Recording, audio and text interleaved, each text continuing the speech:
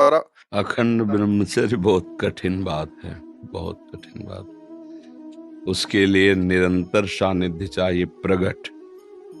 खान पान संयम, आसन प्राणायाम व्यायाम, ये अखंड शब्द उनके अंदर आता है जो ऋषि कुलों में रहे हैं, जो ऋषियों के आश्रमों में शासन में रहे हैं, जहाँ संसार का इतना विषय बाहुल्यता है, जहाँ का खान पान अपवित्र है, जहाँ का संग दूषित है, तो आप कुछ क्रिया करें न करें, ऊर्ध्वगामी थोड़ी वीर हो जाएगा। और वीर बिना ऊर्ध्वगामी हुए अखंड कैसे हो सकता है? उसके लिए आसनों पर 6-6 घंटे पद्मासनों पर बैठे, हिल बिना हिले डुले, भीषण कष्ट हुआ पर उसे सही शांत, तो सुषुम्ना नाड़ी खुली, वीर ऊर्ध्वगामी।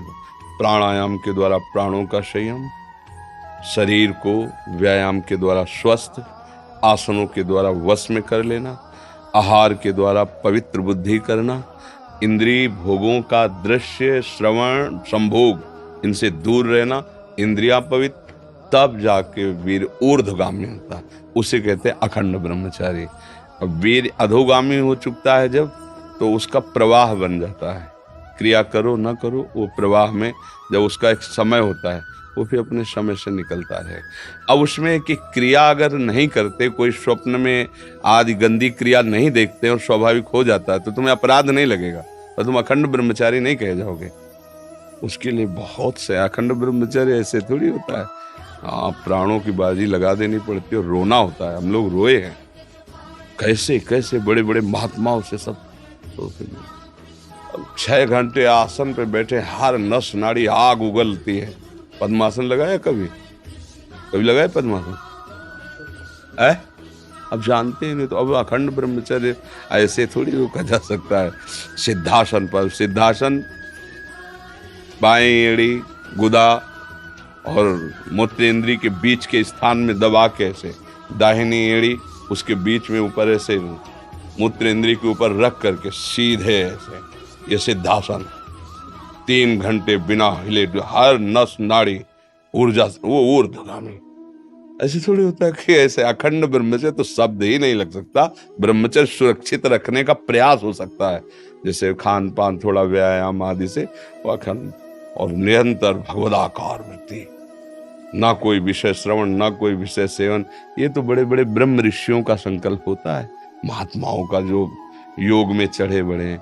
आप तो बस इतना करो, गंदे आचरण मत करो, गंदी क्रिया मत करो, गंदा भोजन मत खाओ, नाम जप करो, व्यायाम करो, शरीर को थकाओ दौड़ भाग सेवा से, तो वो लंबा समय तक चलेगा, पर वो अखंड स्थिर नहीं होगा। ऐसा नहीं हो सकता है।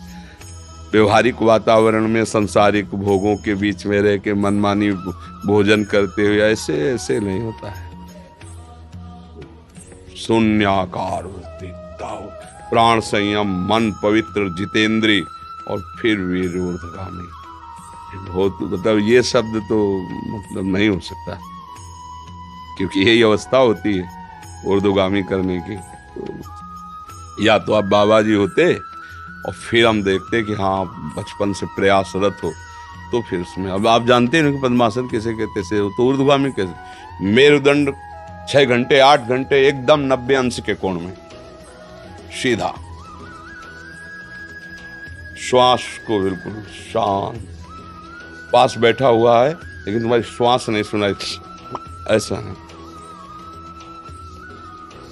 चल रही कि नहीं चल रही, एकदम शांत, प्राण संयम है। तब सुषुम्ना नाड़ी खुलती, फिर ऊर्ध्वगामी, फिर तो मतलब जब ऊर्ध्वगामी हो गया तब अखंड ब्रह्मचारी शब्द आता है नहीं? हाँ अखंड तो छोड़िए, पर ब्रह्मचारी बनने की चेष्टा कीजिए।